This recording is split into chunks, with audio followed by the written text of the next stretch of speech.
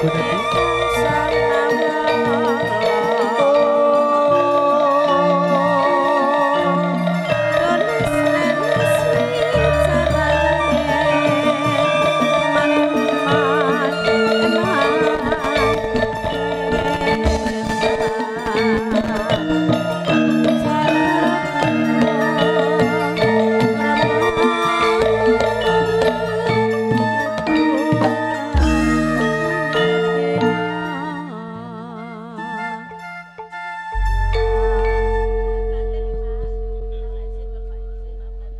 Bismillahirrahmanirrahim. Assalamualaikum warahmatullahi wabarakatuh. Alhamdulillahirabbil alamin wa bihi nasta'inu ala umuri waddin. Asyhadu an la ilaha illallah wa asyhadu anna Muhammadar Rasulullah. Allahumma sholli ala sayyidina Muhammad wa ala ali sayyidina Muhammad. Amma ba'du. Dumateng sesepuh aji sepuh ingkang sadhu kala bekteni, dumateng para alim ulama, kiai saha ustaz-ustazah ingkang tansah kala bekteni ugi, dumateng ingkang hamugati panjenenganipun Bapak Sunarto lan Ibu ingkang tansah kala hormati ugi, dumateng sedaya para rawuh kakung semana putri ingkang tansah kala hormati. Nyun sewu saderengipun kala matur monggo wonten wekdal titiwanci punika kita sareng-sareng tansah ngunjukaken rasa syukur kita dumateng ngarsanipun Gusti Allah Subhanahu wa taala. Keranten nikmat yang sampun kaparengaken dumateng kula dalah panjenengan sami, sahingga wonten wekdal titiwanci punika kita saged makempal manunggal wonten dalem mriki kanthi kawontenipun sehat walafiat. Shalawat sarta salam hatur kunjuk dumateng junjungan kita Nabi Muhammad sallallahu alaihi wasallam ingkang kula dalah panjenengan sami tenggolan ajeng-ajeng syafaatipun benjang wonten yaumul qiyamah. Amin Allahumma amin. Dumateng ingkang ngagubati panjenenganipun Bapak Sunarto saklan Ibu saha dumateng sedaya para rawuh kakung sana putri kang tansah kawula hormati. Nyun sewu kawula wantun jumeneng wonten ing ngarsa panjenengan sama kaburih duta salira panjenenganipun Bapak Sirin sekalian Ibu ingkang pidalem saking telatah Dusun Ngasinan, Desa Ngancar, Kecamatan Pitu, Kabupaten Ngawi, Jawa Wetan, kaburih matur ingkang sepindah ngaturaken silaturahmi saha salam taklim ipun Bapak Sirin sekalian Ibu dumateng panjenenganipun Bapak Sunarto sekalian Ibu kanthi pangwaos ikrar Assalamualaikum warahmatullahi wabarakatuh. Ingkang angka salajengipun sowan kula sakadang pangomyong pengarak temanten kakung anamung badhe amasrahaken ingkang Dimas Eka Saputra ingkang sampun kadapaken dening putri panjenenganipun Bapak Sunarto. Alhamdulillah mugi-mugi tansah dipun ridhoi ngarsanipun Gusti Allah Subhanahu wa taala. Kejawi saking punika kawula nyuwun doa istilan pangestunipun dumateng sesepuh para sesepuh saha sedaya para rawuh kakung Suna Putri. Mugi-mugi anggenipun temanten kekalih gebyar gegral bebrayan agung tansah pinaranga keluarga ingkang sakinah mawaddah warahmah fitini fidunya wal akhirah amin Allahumma amin.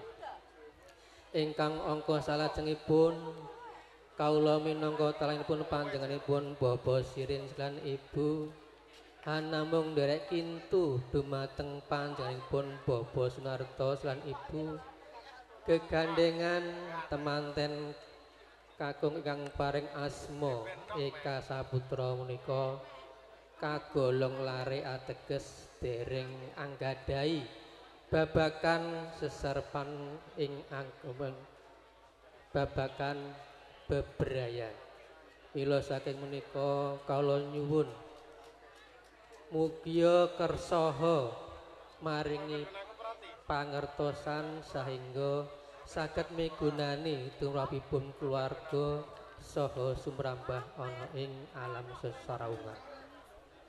Dumateng ingkang nganggo bati panjenenganipun Bapak Sunarto lan Ibu ingkang angka salajengipun kawula minangka susulipun atur panjenenganipun Bapak Sirin lan Ibu saha sedaya pengarak sakadang pengantin kakung amba bilih anggenipun acara wonten wekdal titiwanci punika sampun paripurna kawula injih badhe nyuwun pamit.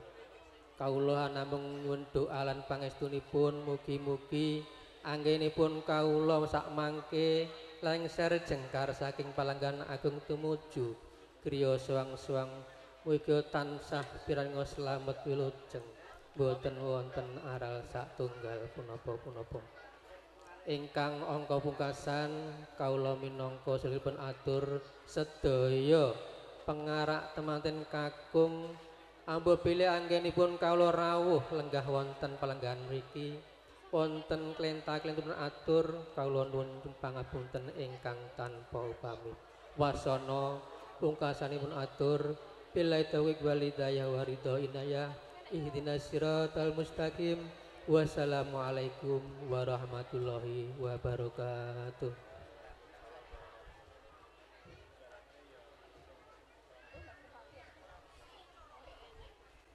Kanthi tetes titis tetesing pangandikan Bapak RT Gunadi babar pisan minangka jodhakan ing atur kadang pisan wonten kalih menika katampi Bapak Kamto ngiras pantes nglantasaken pangayu bagya pun jajari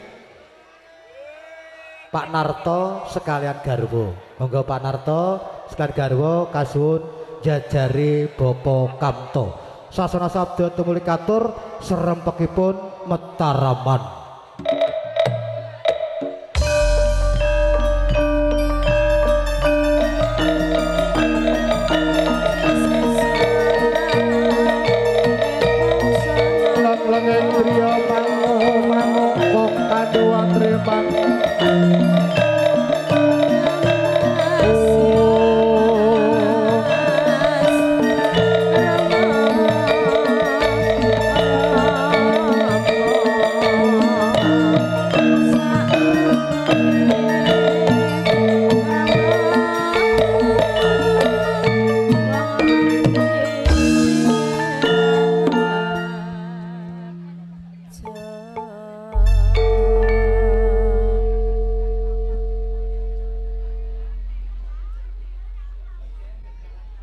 Bismillahirrahmanirrahim. Assalamualaikum warahmatullahi wabarakatuh. Alhamdulillah. Alhamdulillahirabbil alamin. Assalatu wassalamu ala asyrofil anbiya'i wa mursalin wa ala alihi wa sahbihi ajmain amma ba'du. Nuwun kawula nuwun.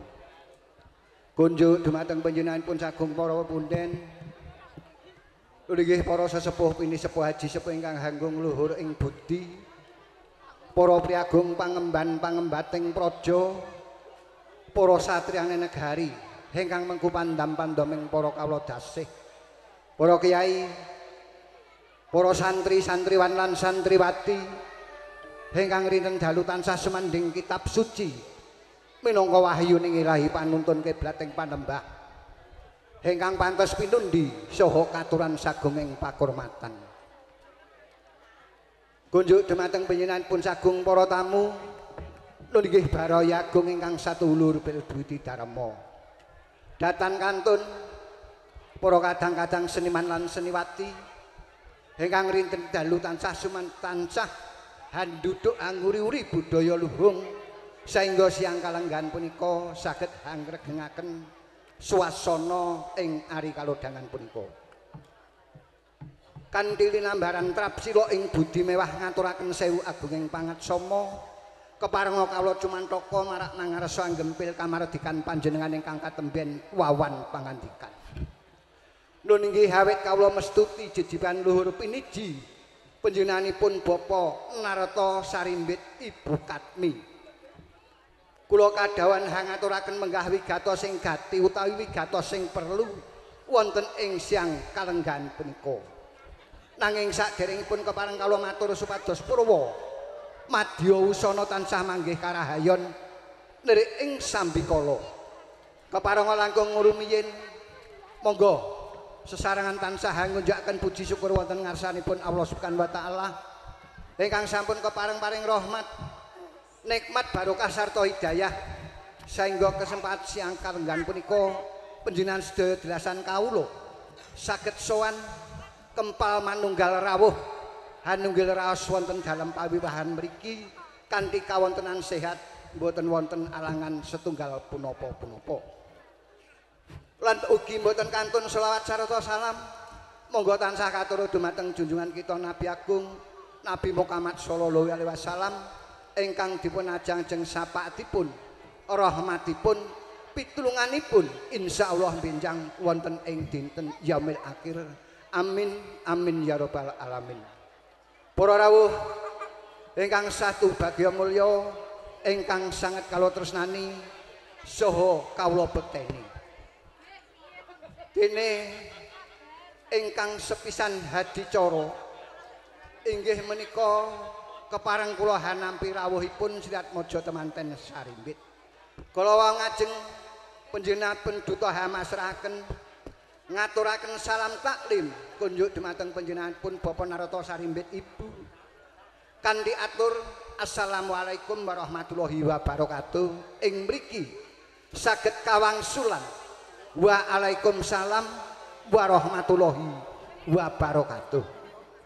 Dene ndungkap kaping kalih inggih menika pasrahipun Sang Sirat Maja Temanten Kakung Sang Sekar Cempaka Sasele inggih putra Temanten Kakung. Kula tampi kanthi sukarenaning penggalih suka bingahing manah.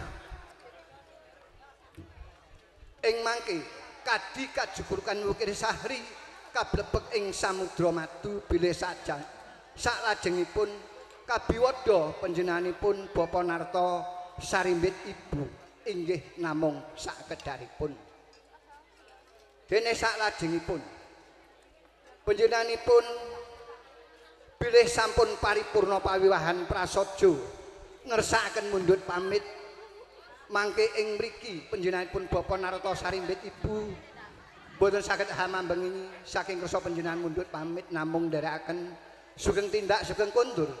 Mugi lampah panjenengan sedaya ing mangke rahayu lujeng kalis ing rubeda lirik ing sambikala. Para rawuh ingkang satu bagya mulya ingkang sangat kawula tresnani saha kawula bekteni. Dene saklajengipun Bapak Narata Sarimbit Ibu ingkang lumantar kawula ngaturaken wilujeng rawuh, wilujeng lelenggahan kanthi mardu mardikaning penggalih ngantos dumugi paripurna pawiwahan prasaja dawuh Sirat Maja Temanten Sarimbit wonten ing siang kalenggan punika. Para rawuh ingkang kula hormati saha kawula tresnani. Sinaosa sampun kacetha wonten ing Serat Sidahan Kintakawara. Lho inggih surat undangan. Nanging hadicara kalenggan perlu kawula aturaken wonten ngarsa panjenengan sedaya. Menapa to menggah wigatos sing perlu wonten ing siang kalenggan punika? Panjenenganipun Bapak Narata Sarimbit Ibu Katmi hamengku karya hanetepi darmaning asepuh hangrakit Sekar Cempaka Mulya ngentas 17 putri putranipun ingkang paring asma Genduk Ayu Rizki Nur Hidayah manggihaken Jalutanaya ingkang pinilih panjenenganipun anak Mas Bagus Eka Saputra Jalutanaya saking panjenenganipun Bapak Sirin Ibu Nur Hayati ingkang lenggah wonten ing pidalem ngasinan ngancar Pitungawi wilayahipun Jawi Timur dadosipun sami tanggane nggih Pak niki nggodhek para rawuh ingkang satu bagya mulya ingkang sanget kawula tresnani saha kawula tresnani dene salajengipun anggen kawula nampi rawuh panjenengan sedaya kirang pas lan kirang trep anggen kawula paring gupuh suguh lungguh samudayanipun kirang hanuju prana dumateng penggalih panjenengan sedaya mawantu-wantu kawula minangka wakil saking panjenenganipun Bapak Narada Sarimbit Ibu nyuwun lumunturing samudra pangatsama dene salajengipun kaleksananing sedya wonten ing siang kalenggan punika awit saking sabyantunipun sanak kadang pawong mitra tangga tepalih saha para tamu ingkang sanyata sampun paring pisumbang awujud punapa kemawon dana prabeya bau suku ingkang sanyata saged angenteng-entengaken sesanggeman pramila Bapak Narada Sarimbit Ibu boten saged mbales menapa-menapa namung ngaturaken gunging panuwun ingkang tanpa pepindhan dene sih kadarman panjenengan dadosaken ngamal kasaenan saengga pikantuka liliru ingkang satraju bebingah ingkang malimpah-limpah saking ngersanipun ingkang maha mirah. Para rawuh ingkang satu bagya mulya ingkang sanget kawula tresnani saha kawula bekteni. Estoning manah anggenipun hamengku karya ing siang kalenggan punika sampun kapetang kapitung daki-daki nik-nik kanthi triti lan permati nyatanipun kan tempu ing kawontenan kadah kekirangan saha kegilapan pramila panjenenganipun Bapak Narta Sarimbit Ibu ingkang lumantar kawula nyuwun lumunturing samudra pangatsama. Mekaten menggahipun kawula pribadi menggah anggen kawula minangka talanging basa kiranging Subasita ingkang singlar ing reh tata krami kawula manungsa sawantah kathah kekirangan saha kekilapan tuwin kasampurnan minggahipun dhateng kirang waskita ing reh bojo krami mawantu-wantu kawula pribadi nyuwun lumunturing samudra pangatsami. Mekaten pinangka panutup ing ngatur akhirul kalam wabillahi taufiq wal hidayah wassalamualaikum warahmatullahi wabarakatuh. Nuhun.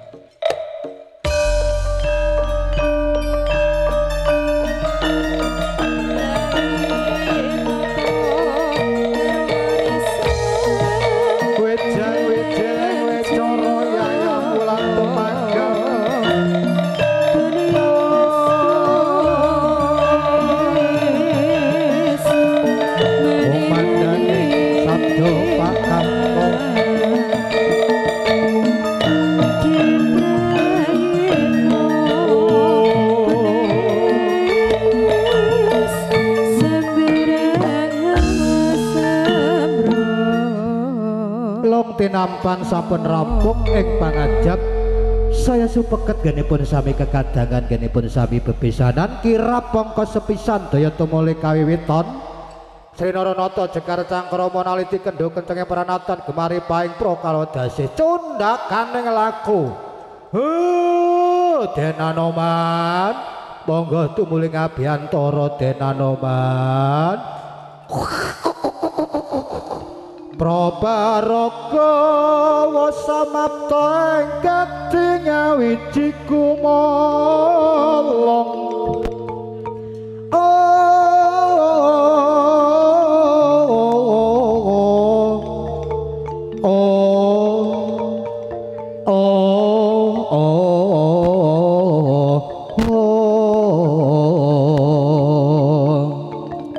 Praptaning Raden Hanuman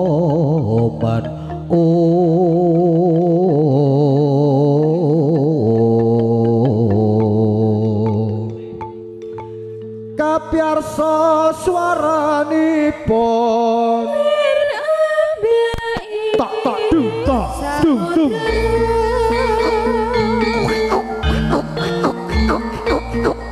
wis iku apa kakuntak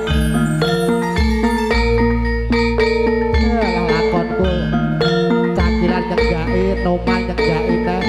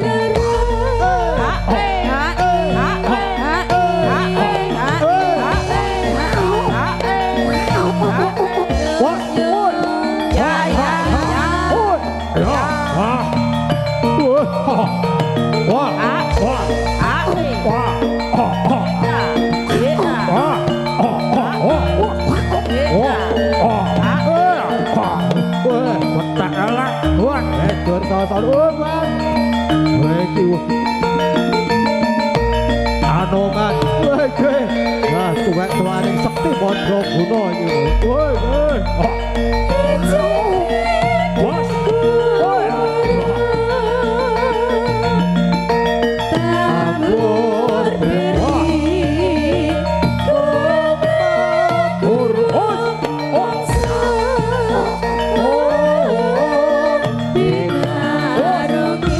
hati-hati, ada wajib.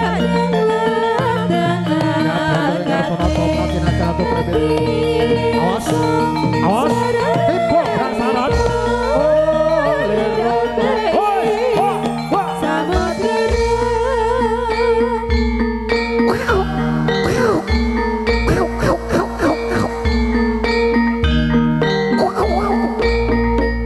Buka barisan, istuaken Wanara Seta, Umat Alang Pati. Istuaken dawa sak Wanara Seta. Namung sedaya dundhiraken jekaripun Narendra kita ngabiyantu ing Ardanata Rajenane Sanata Saribit gedhek cangkruk nuwun sembah sumepun Anoman sinipun Anoman para dika para ngayun prapta payase adraga sekti Mandraguna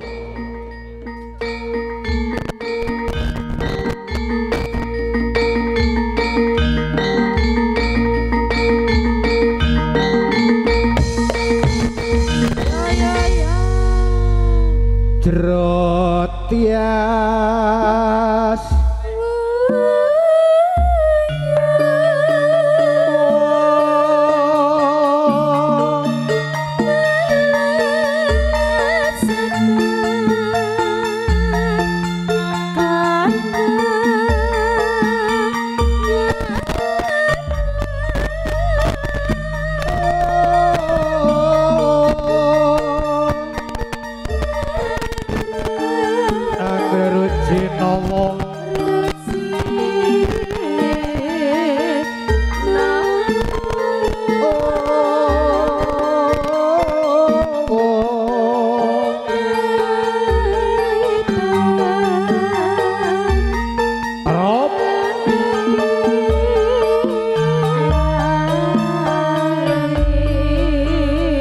Raden Bagus Eka Saputra Anoman iyo Piwandara Ayu Rizky Nur Hidayah isya Anoman napa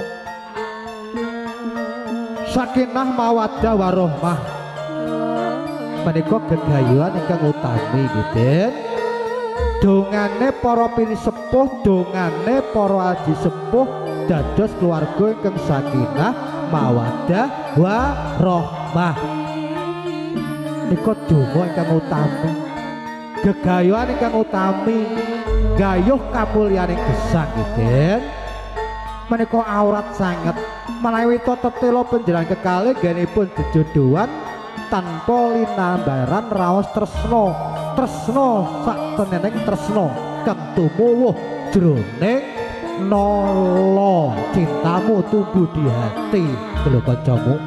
Ya disangka wali kukun mila saking menika nggih Den panjenengan kedah ngopadi ngilmu ingkang utami gayuh sakinah mawaddah warahmah menika. Gampangane ngeten nggih Den mungkin kaget dipun onceki piyambak. Menawi to panjenengan ngersakaken sakinah mawaddah warahmah menika gampil menawi to tela panjenengan kersa nindakaken dawuhipun Allah nebi sedaya awisanipun Gusti Allah. Nggih wonten mriku marganipun kasembadan saged uyut arep tentrem ing bebrayan satemasirna godha pangrencana nemu bejo sakara putra lumintu besok temekaning putu Den. Monggo kula aturi gandhengken garwa manjing wonten panti pambusanan rutat busana kepraban ngrasuk busana kabang airenan Den.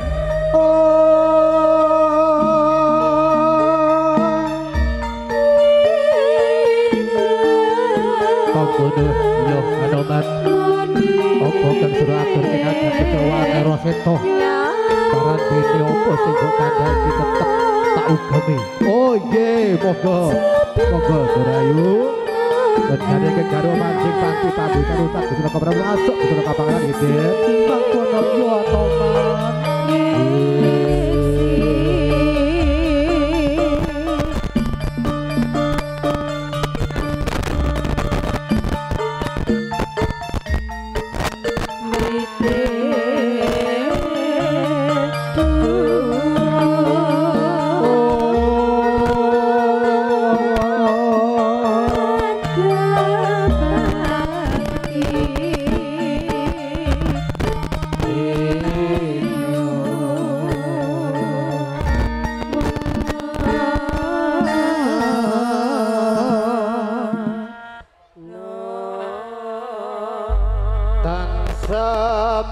Pamoring suksma sinukmaya winahya ing sepi. Niki gending napa Mbah? Ora mudhek alah manunggal sakjroning kalbu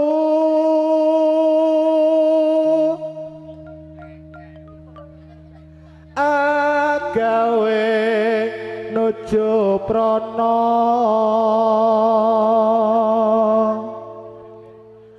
tarleng saking liyep layaping aluyup pindha pesating supena sumo suping rasa jati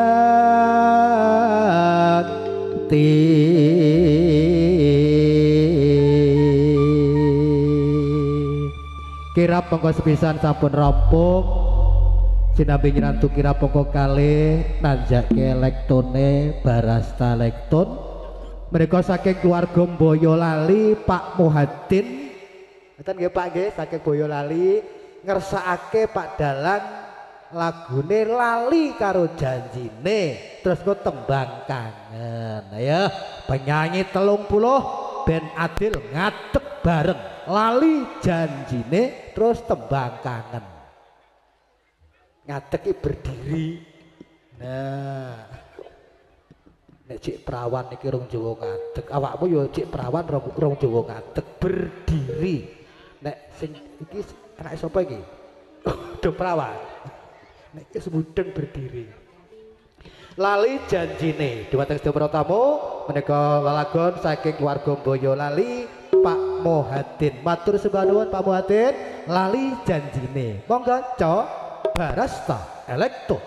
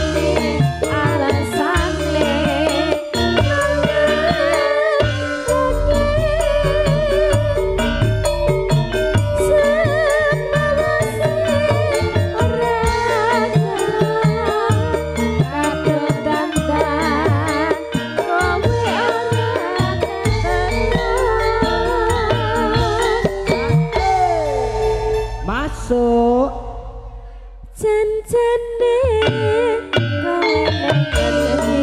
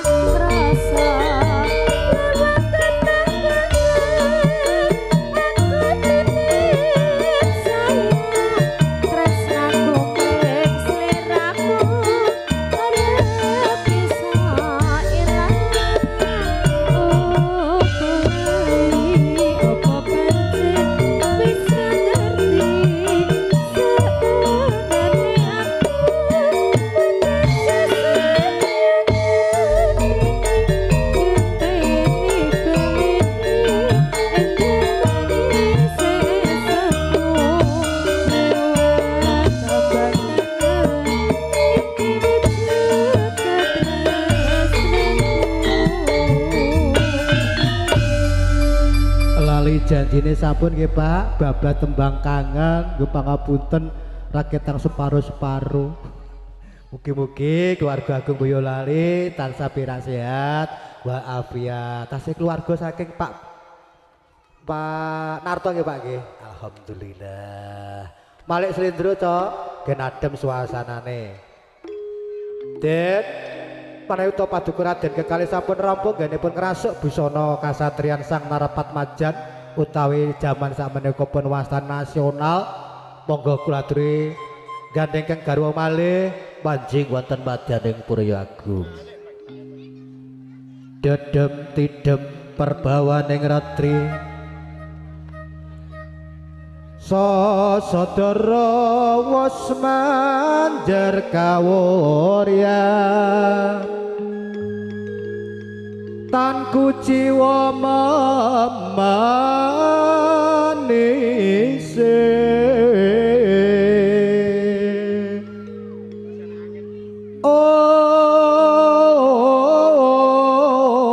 benggep srenaten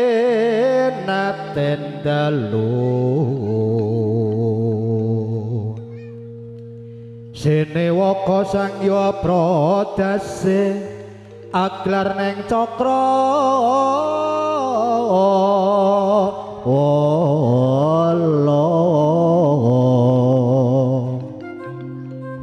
winulat gelangut prandene baksa kebegan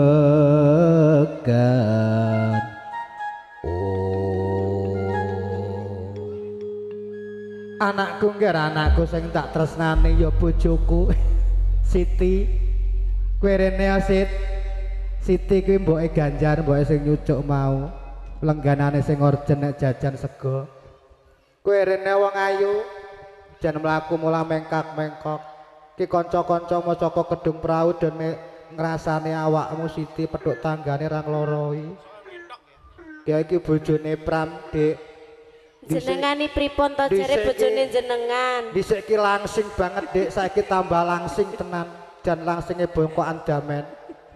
Lah marai diopeni Pak Taruna niku dadine ya ngeten iki. Kowe ki aku ki nyawang kowe no jan tenan kok. Pripun? Ki Kayak aku seneng ngomong ki ya, Pak. anakku putuku mlumpuk, kowe aja macem-macem. Beda nek pas gak enek anakku putuku no bebas. Lah pripun jarene genah-genahan kok jenengan ngoten niku? Gawekno tembang sing penak kanggo bendaramu kabeh. Iki gek ngrantu temanten kakung putri ngrasuk busana kapangeranan atau nasional. Bebas tak kukurke nek gatel. Nganggo klambi ki sing gedhe aja ngene iki. Awakmu sok yo ngene iki atake. Piye to, Pak? Lho mbah iki lho, alah kowe dhisik aku yo ngene iki. Ya cantikan bae nggih Mbak Uti nggih. Ya Allah, bae sehat nggih Mbak Uti. Aku ra mbok salami. Emoh, wong dijaluki pitrah ketesuk ae ya ora metu belas. Saiki zamane iki ATM. Ngerti ATM? Mboten, Pak. Alat tusuk manual. Tak transfer kok. Kok ya? Kowe gusu ya apa mudeng. Kok nglirik pacarmu ndi? Oh, ana kono pacarmu. Mudeng ya. Iku tanggal pira ndang wong Siti ya. Ucah saiki iki pinter-pinter ya, Mbak ya. Tembange apa, Dik? Dipalingi langgamipun rengu Pak Taruna. Aja Pak, Dik. Kang Mas. Lah jere mau enek anake ora oleh. Bareng dijeluk Pak ya. Dalam dik bocah ngene celuk Pak. Bocah. Caidan. Monggo. Apa? Napa Pak Tris? Napa Pak Tris? War nyawer, kalau Pak Tris arep nyawer. Pak Tris ku ke lho wis rogo-rogo Pak Tris. Mengke nggih Pak Rogo-rogo. ditransfer kok nggih ana. Loh. Oh nggih, matur sembah nuwun Pak Tris. Lah, Diganti Mbak ini kapilot mboten? Mas. Oh, wis sebah. Kleru. Nggih. Apa Diparingi apa? langsung dikasih niki Pak. Ya kasih apa? Kasih kapilot. Kapilut. Kapilot. Duet ya Pak. Duet ya. Mah. Aku ra nate kapilut tok. Kapilut pisan konangan bojoku. Lah kurang pinter kok ya. Wis tak pinter-pinterke. Nek bolak-balik ya barang ala ki ya tetep konangan. Jenengane terus curhat. Enggak. Nah ning sinari Tejo wis teko burung Tejo. dereng Mas. Sing ngerti rahasiane Tejo.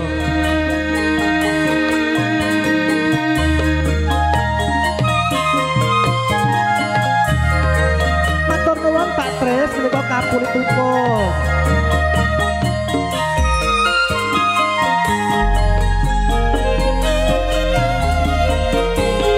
Kalamun terus liramu peteni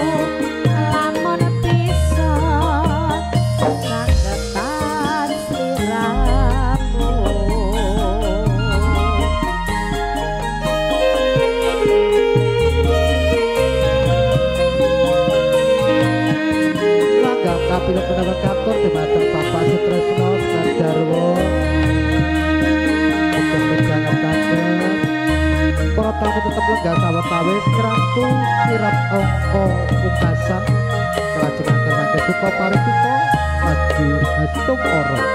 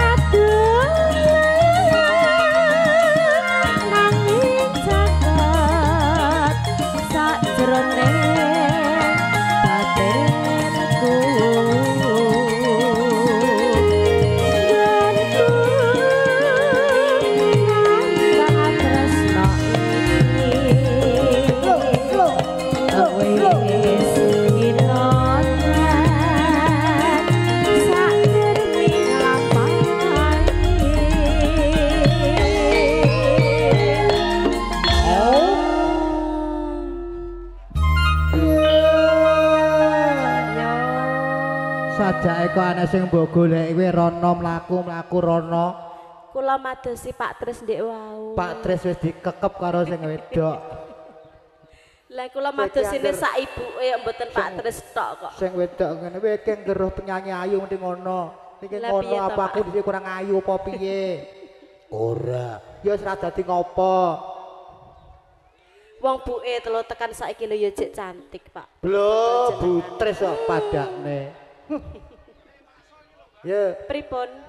Oh, Pakso. Pakso. Alah, petuk Pakso. Jenengan lali kalih kuwi, Pakso. Alah ya nyedak. Ndek abene ngantek kaya ngono kok saiki njur kaya ngono. Ya Allah. Duwe anak pira kowe karo Pakso? Kowe ngerti anakku sing barep kae, Pak? Karo Pakso. Jan. Sing barep sing renek ndase kae. Jenengan persani to? Irunge Pakso niku lho jan blejet anakku sing barep kae. Jare renek sirahe. Saiki to ndelik ning ngisor panggung. Ayo kayak bendaramu wis siaga ing gati terusno. Pripun?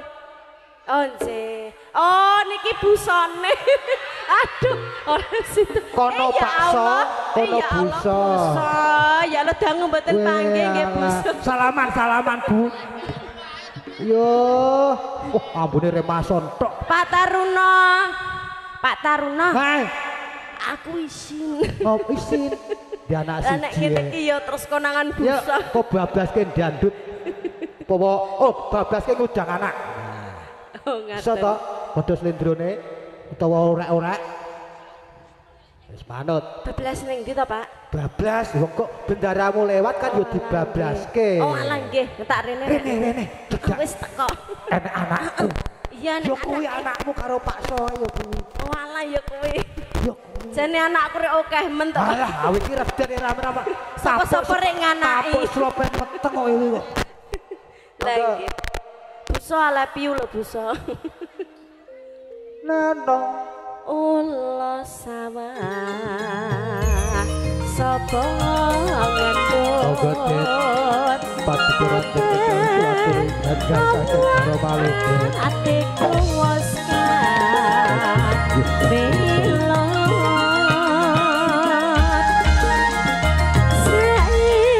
rusa dalem Doronarto bombong atiku tak kudang anakku dino iki Kamrusa oh iki kudang anak kok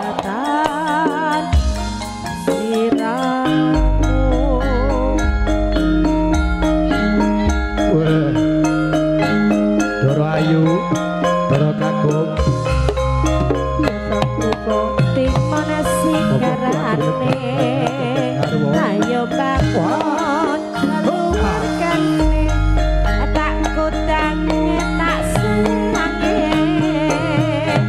anakku sing Gus dewe besok yen wis gede yo pinter nyambut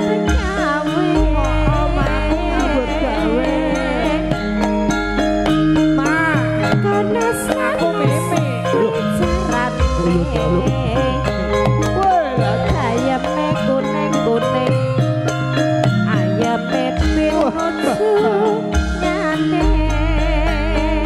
Dir kulaturi gajah gajah garwo mungkin setyo tuwa timon sigarane ayo bangun nagarane aduh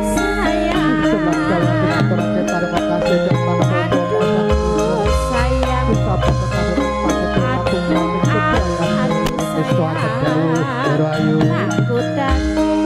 anakku sayang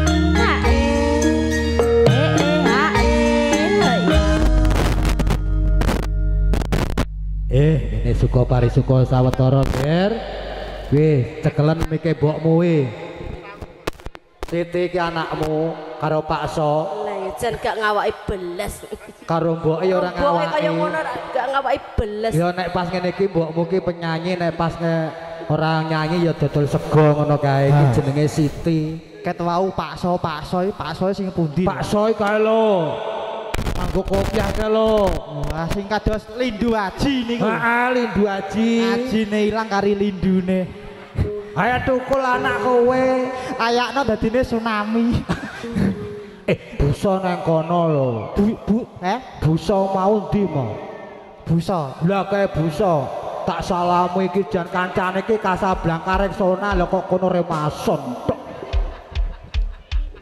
guyon lho Bu guyon kok dikira ora tenanan halo lah uluk salam riyen Pak dumateng tamu sedayanipun sugeng siang Assalamualaikum warahmatullahi wabarakatuh. Waalaikumsalam warahmatullahi wabarakatuh. Jan tanggapan Tenggolan niku berbagai daerah melempak sedanten. Tenan aku wis pirang puluh tahun ra niki ngene Bapak sinten Ibu sinten asmanipun? Pak Narto sekalian Ibu Narto. Ibu sapa wi? Ya Ibu Narto to. Ora wi nek Pak So Buduso. Ibu So iki beda. Iki nek Pak Narto Bukatemi. Piyantune kae lho. Jan Pak Narso jan sembodo. Tenan wajibet yang sepuh kagem anak pun disembadani. Tenan kaya mbah iki ya sembodo wajibe wong tuwa marang anak. Ket mau pet nyakil bae iki ya sing kenekan. Ya klomat klamet ae kok. Ngemut susur Mbah. Tak senggaki mau. Wajibet yang sepuh pun sembodo pun luar Pak So niku. Pak Narto. Pak Narto niku jenengan niku nek nyoto-nyoto dalang nek wasis. Piye? Pemberian tiang sepuh sing migunani kanggo anak niku napa? Iki disekseni Piyayi Boyolali lho. Lah Boyolali Jawa Tengah gudange Sasmita apa sastra-sastrane ya akeh. Sembodo ing karya kowe aja balik sik ngenteni aku. Ini lho iki jak omongan wong kuwi kudu bisa nyembadani marang anak. Pemberian sing migunani kanggo anak iku apa? Wah. Ya kuwi awakmu wis tak cepakke bondo. Bondo contone. Contone njaluk montor tak tukokne montor. Montor mbok tukokke. Njaluk mobil tak tukokke mobil. Mobil ya mbok tukokke. Pajero sik to. Lah trimo cacah ngene iki apa? Sik to. Montor mbok tukokke pajere mbok tukokke ngono kuwi ndek kapan iki umpama Wingi yo pakso. Umpama iki aku kaya pakso ngono lho, umpama kok ya. Pakso senengane yo umpama kare. Ya karo Mbak Siti. Lah wong tuwa kuwi kudune piye marang anak le? Jenengan mboten ngertos pemberian tiyang sepuh sing migunane kanggo anak niku napa? Apa? Ilmu. Ayo, nek wong tuwa ngekeki warisan iso gontek. Ngono kuwi rungokno so. Ilmu. Sorry Bu. Ya Ilmu hurufe enten pinten? Karo ngenteni foto. ILMU. Nah, I kek tembung iman. Dadine duwe anak dilandasi keimanan. Aduh, lho jajan anakku. Aduh. Kowe ngono rungokno ti. Ini kok joget bareng ya, Nduk. Lah, kok nanti joget bersama. I L lahirkan jiwa anak untuk cinta tanah air. Saiki contone ya. Realitane awake dhewe jaman 10 tahun kepungkur anggere tanggapan nang bulan pasti bane bocor ae. Saiki alhamdulillah rata. Alhamdulillah. Para pamong-pamonge padha sembodo kabeh. Wargane giat gotong royong. M mendidik anak untuk semangat kerja karo kerja. Aja kaya pakso. Didik anak aja mancing ae. Kowe ngono kuwi to. Luput mancing kok mesti engko enek penyanyi nyawer, penyanyine mobile Pajero sing nyawer kok Suprafit. Untuk itu jika anak sudah sukses jangan lupa sama orang tua. Bekti karo wong tuwa. Contone Pak Soben. Iki bapak kan wis jek iso dalang manten. Umur 70 seumpama kena stroke ngono. Amin. Wis saumpama. Dongane anak kurang ajar. Ora dongake anak bapake kon stroke ngono lho. Wi jen wong tuwa ki layune ndi to Soben iki? Mosok ya langsung wis umur tuwek langsung moksa ngono kan ya ora mungkin. Mesti nek bapake wis tuwek kok mbok piyekke. Umpama wingi wis sepuh wis gak iso nyebut gawe kaya mbah iki ngene iki ya, Mbah. Mbah iki jek iso apa-apa ndek ben ketemu aku ngasak barang kok. Wah, tenan ta? Wis tuwa mbok apakne. Melu aku tak cadong. Piye? Anak sembodo, Mbah. Wong tuwa wis tuwek gak iso nyambut gawe melu anak tak cadong. Mbok cadong tenan. Sesasi 5 juta. Wis ngluwi P3K wisan. Piye busa? Gelem ya 5 juta ya sesasi. Wah, anakku diseksani paso karo busa. Anakku sesasi gelem aku cadong 5 juta. 5 juta. Dil ning siji njalukku. Apa? Aja suwe-suwe. Nek seumpama sasi 4 ngene iki kena stroke gak iso nyebut gawe. Sasi 6 ya gek ndango. Piye ngono lho. Berarti ku umpama iki mbok cadong 5 juta. Terus sesuk iki aku mati ngono. Ya ora ngono nek aja suwe-suwe. Tapuk pisan kok. Iki Manggala sekawan Putri Domas sekawan. Nah, tak jogetke bareng. Gendang donga. Gendang donga. Mriki Mas. Papat bareng rene Mas. Lah iki nek janji bareng joget kabeh papat bareng entuk hadiah saka Pak Narto karo Pak So. Apa hadiahe? Nek Pak Narto hadiahe TV 14 warna. Wah, apik men TV-ne 14 warna. Ra iso didelok yo ngene iki kan TV 14 warna. Pak Narto TV 14 warna. Nek Pak Song kaya Pak Song kaya hadiah kulkas 8 pintu. Lho tingkate kayak ragangan tok ngono kan. 1 2 3 4 joget bareng njaluk lagu apa Mas? Tambal ban. Wah, iki didikane Pak So. Apik. Rekoso sik tambal ban gak apa-apa. Sarjana rekoso ora apa-apa. Gak apa-apa, penting halal. Ora wong sarjana senengane korupsi kuwi haram. Tambal ban. Sing nyanyi sing ndi? Sing nyanyi sing ndi? Ayo, milih. Ayo, milih ana. Alah jangan disikok. Ana. Ya kene siki, dipilih penyanyine dipilih digandeng. Ayo, apa tak pilihke? Tak pilihke ya wis ayo, Mbah. Loh. Iki gak penyanyi karaoke. Ayo. Sing tengah apa sing iki sing wedok pisan bareng, joget bareng, ndang doa bersama. Nah, tambal ban. Yuk sing jogetane kompak, tak kei hadiah. Ayo, amplopku PN. Wis deal. Amplop bebas. Yo, tambal ban. Ayo tambal ban. Iya, nek kena disoting ngederon, Mbak. Sing kono, baik kena disoting ban awak. Nah, asik. Iki, Mbak, rasta. Hey.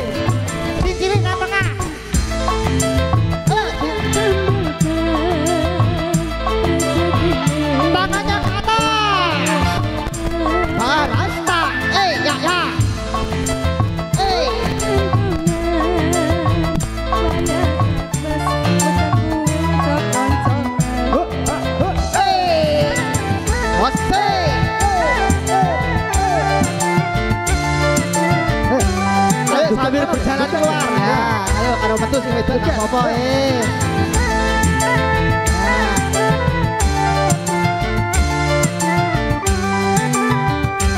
Suwuk Mas. Nah, Jan wis anggere jogetane Jan kaya pedet anyang-anyangen kabeh. Nggih. Kripik gedang, kripik telo, setik edang, watone waroto ya Pak. Nggih mekaten kemawon gegojekan saking kula. Menawi wonten lepat langkah kiranipun kaya samudra pakang sami. Wassalamualaikum warahmatullahi wabarakatuh. Waalaikumsalam warahmatullahi wabarakatuh. Monggo Pak Slamet kasuwun manjingi waosan doa. Sedaya para tamu lenggah sawetawis mangke berkahipun kanthi waosan amin sareng-sareng. Genipun Bapak Slamet ngimami waosan doa. Wekdal sak cekapipun hastokara doa kawiwitan. Bismillahirrahmanirrahim. Assalamualaikum warahmatullahi wabarakatuh. Allahumma sholli wa sallim ala sayyidina Muhammad alhamdulillahirabbil alamin. Allahumma selamatan fitin wa bil jasadi wa jaratan fil ilmi wa barahatan fil rezeki wa taubatan qabla maut wa rahmatan dal maut wal maghfiratan ba'dal maut. Allahumma bilana fi sakaratil maut wa najatan minan nar wa afana indal hisab. Rabbana hab lana min azwajina wa dzurriyyatina qurrata a'yun waj'al muttaqina imama. Rabbana atina fid dunya hasanah wa fil akhirati hasanah wa qina azabannar. Wa sallallahu ala sayyidina Muhammad wa ala sayyidina Muhammad walhamdulillahirabbil alamin.